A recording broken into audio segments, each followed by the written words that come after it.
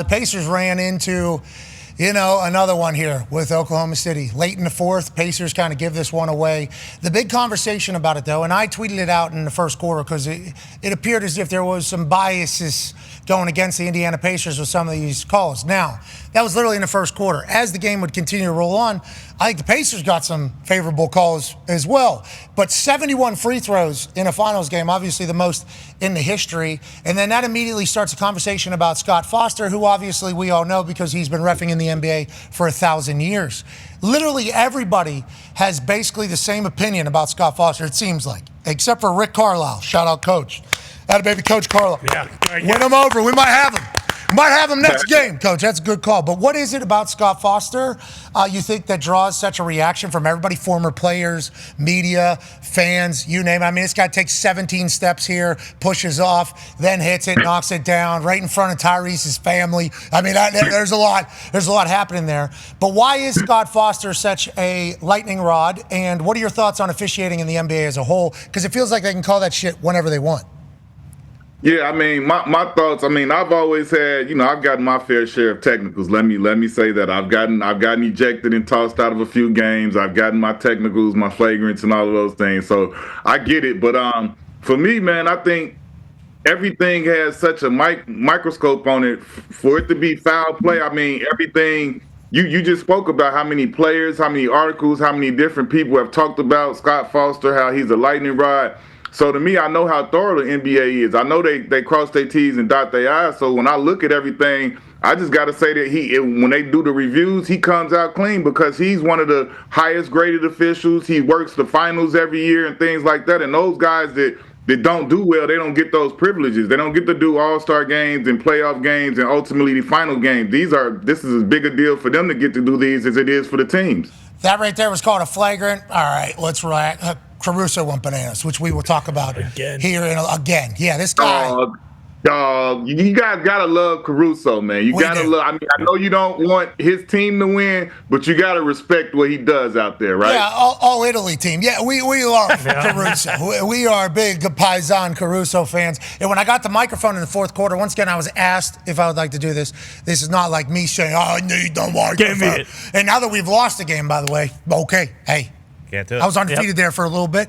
We need to go ahead and change up a little bit of the attitude. But whenever I was literally thinking about going, hey, Caruso, relax, literally, because I thought like maybe he would get it. But the last thing we needed is Pat McAfee calls out player during NBA Finals like that. I didn't want to get off it. But he was awesome to watch on Friday, as was the fact that the Shea dude's unbelievable. Coach Daggs obviously had a response. Lou Dort and the Dortcher Chamber's a real deal. Pacers, obviously, the team that I am pulling for, the team that I am wishing would win the NBA Finals so that we can have a Lario parade around this city. It would be great. But the Pacers didn't finish. The Pacers are great in the fourth quarter. We missed a couple big-time free throws. We threw out some air balls late whenever we would normally knock those shots down. Why do you think that was the case? Was that OKC forcing the Pacers to play bad late? Or do you think that was the Pacers just not showing up in this particular case? No, I think the Pacers showed up. I think if you really review it and go back and look at it, that last 4 or 5 minutes, man, OKC looked like who they had been the whole season. They were the best defensive team in the NBA, and they locked up. Like, you got to give credit to Chet Holmgren because they were kind of seeking him out in the pick and roll, trying to ISO him.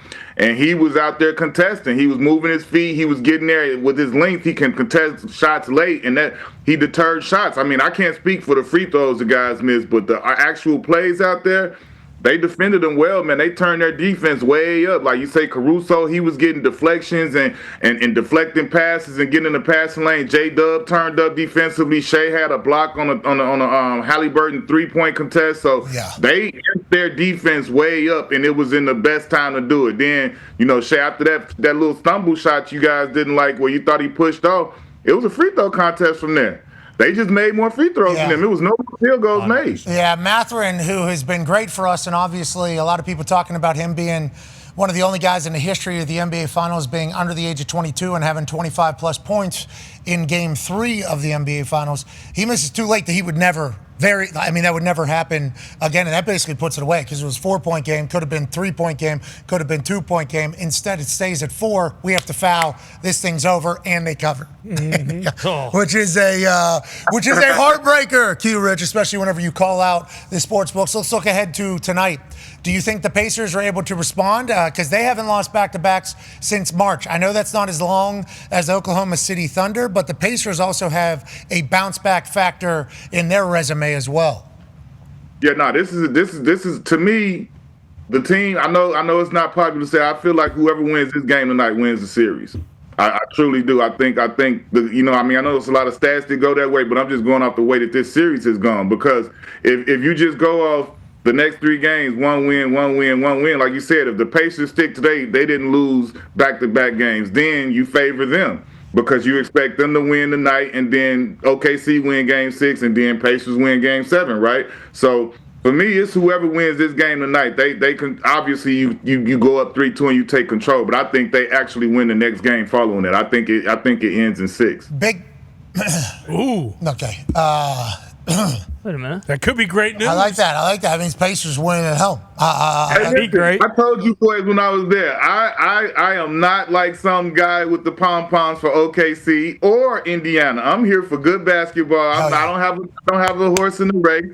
And like I said, if I was gonna be doing the homer thing, it would be for the Magic. But we all know they're not there right now. It's on 2 teams, and they aren't one of them. Yeah, we will talk about them in a matter of moments. Let's finish up the NBA Finals convo before we talk about the Orlando Magic wheeling and dealing. You get 100 first-round picks. We'll talk about that here in a second. Obviously, Oklahoma City's atmosphere is about to be insane tonight. I got a text from Big Perk before he said it on air. He was like, "You need to come Oklahoma City and experience that." And he said on the post show, he said, nobody needs to get on a microphone and tell everybody to make noise either. I thought that was hilarious. Like, I saw a lot of people saying, like, shut up, Perk. I disagree with that completely. I loved everything that Perk said, especially because the standing ovation that Perk got at that place a couple weeks back whenever he was out there. I love that he's representing for them, and I hope tonight is an insane environment because the Pacers thrive in that. On that note, we need one Pacer to start thriving again. Go ahead, Ty. Yeah, Q Rich, what do the Pacers need to do to get Miles Turner going? Because outside of the kind of down the stretch in Game 3 where he had a couple big defensive stops, blocks, that kind of stuff,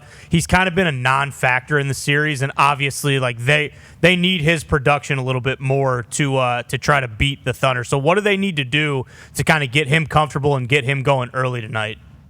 They need to get him some easy buckets, man. They need to get him a lob play or a layup at the rim. Not most of his shots, if you notice, they either a 3-pointer or a 17, 18-footer. It's not a lot of things going to the basket, getting him downhill or him getting the ball at the rim. So I feel like as a big man, I mean, anybody, period, when you don't have the ball in your hand much and then you just out there playing and then next thing you know you get an open shot, it's not always easy to just catch it and you haven't had the feel of the ball and then just start making shots. Sometimes it happens, but sometimes it doesn't. And I feel like for him as a big man, he hasn't had a real feel for the game. So, like, he needs to get something closer to the basket where he get fouled, get some free throws, or get something easy before it's actually like swing, and he's shooting a deep 3, or swing, and he's shooting a step back or something like that where he has to make a move and shoot a jump shot right away. Let's take the lid off this thing.